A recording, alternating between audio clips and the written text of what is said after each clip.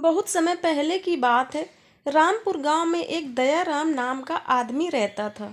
उसका नाम तो दयाराम था, पर दया उसके स्वभाव में नहीं थी। उसकी माँ का नाम गीता था।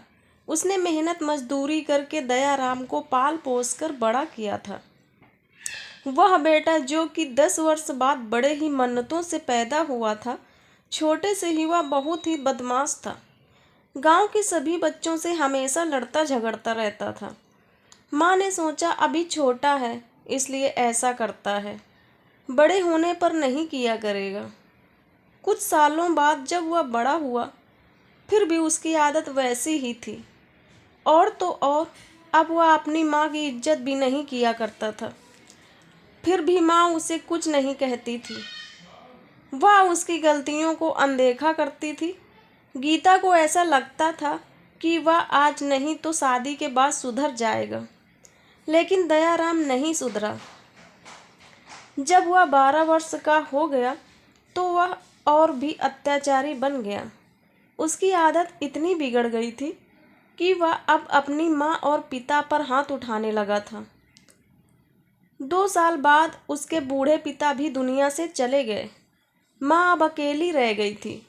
उसे अपने बेटे की चिंता होने लगी थी कि उसकी मृत्यु के बाद उसके बेटे का क्या होगा, उसे खाना बनाकर कौन देगा। उसकी माँ ने सोचा इसकी शादी एक अच्छी लड़की से कर दें तो दयाराम का जीवन सफल हो जाएगा। उसका ध्यान अपने परिवार में लगा रहेगा तो वह गुस्सा भी नहीं करेगा। लेकिन ऐसा नहीं हुआ। शादी के बाद तो वो और भी बिगड़ गया। पत्नी मीना तथा अपनी सास कमला, जो कि 2 दिन के लिए अपनी बेटी के घर पर मिलने आई थी, उसे भी एक दिन दयाराम ने शराब के नशे में आकर मारा और गाली गलौज किया। बेचारी पत्नी क्या करती। वह गरीब परिवार से थी और ज़्यादा पढ़ी लिखी भी नहीं थी, इसलिए वह चुप रही। कुछ महीनों बाद उसकी बूढ़ी माँ की भी मृत्यु हो गई। 4 साल के अंदर उसकी मीना 3 बच्चों को जन्म दिया। दयाराम उन बच्चों को भी मारा पीटा करता था। मीना एक गम सहती गई और कुछ ना कह पाती थी। नौकरों की तरह घर के सारे काम किया करती थी। रात को भी वह चैन की सांस नहीं ले पाती थी। उसका पति शराब पीकर आता और मारा करता था। 10 साल तक वह बेचारी मीना जैसे तैसे करके काम काज करती रही और अपने अत्याचारी पति की मार सहती रही, ताकि उसके बच्चे पढ़ लिख कर अच्छे ऑफिसर बन जाएं और वे उनकी माँ की तरह जीवन ना जिएं। भगवान की कृपा, मीना की मेहनत रंग लाई। उसकी बेटी जो कॉलेज में पढ़ती थी, वह एमएससी सेकेंड ईयर में फर्स्ट आई। उसकी माँ का सपना पूरा होने लगा था।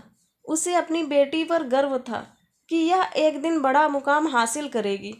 अचानक एक रोज उसके पिता शराब के नशे में घर आए। अपनी बेटी रीना को बुरा भला कहने लगे और मारने लगे। रीना पढ़ी लिखी और समझदार लड़की थी। उसने जैसे तैसे करके अपने आप को बचाई, यहाँ तक कि माँ भी उसे बचाने आई तो उसे भी मारा।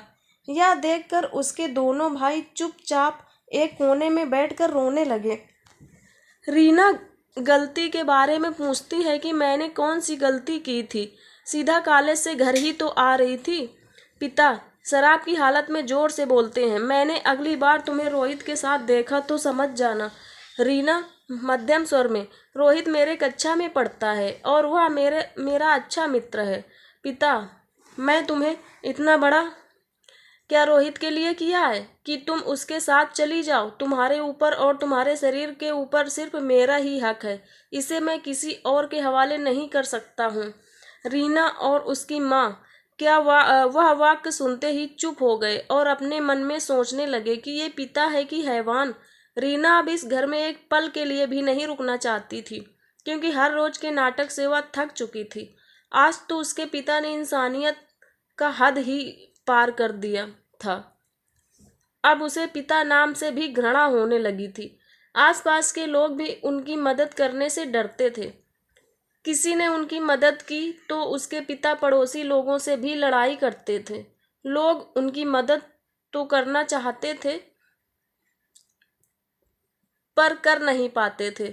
उसकी माँ ने उसके लिए इतना संघर्ष किया था, उसे मीना पूरा करना चाहती थी।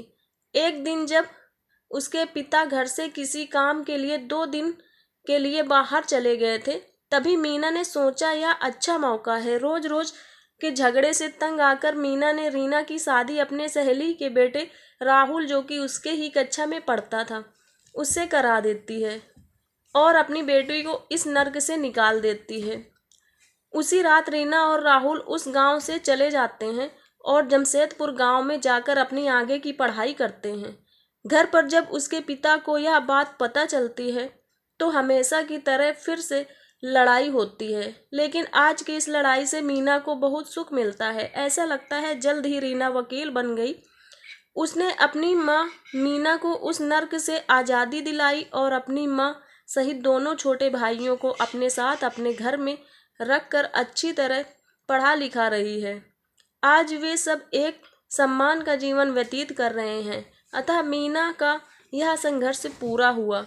उधर उसके पिता अब अकेले अपनी जिंदगी जी रहे हैं। कोई भी उनके खाने के लिए नहीं देता। जैसे तैसे वह पापी अपना जीवन जी रहा है। यह कह सकते हैं कि अपने कर्मों की सजा भुगत रहा है। इसलिए ऐसा कहा जाता है कि धरती पर स्वर्ग और नर्क है। जो जैसा कर्म करेगा वैसा ही भुगतना पड़ेगा। इसलिए सबके साथ अच्छा व्यवहार करना चाहिए ताकि हमारे साथ भी लोग अच्छा व्यवहार करें। तो दोस्तों, ये थी स्टोरी। तो ऐसी ही हार्ट टचिंग और मोटिवेशनल स्टोरी सुनने के लिए सब्सक्राइब करें हमारे चैनल एपी स्टोरी को। तब तक के लिए थैंक यू, बाय बाय।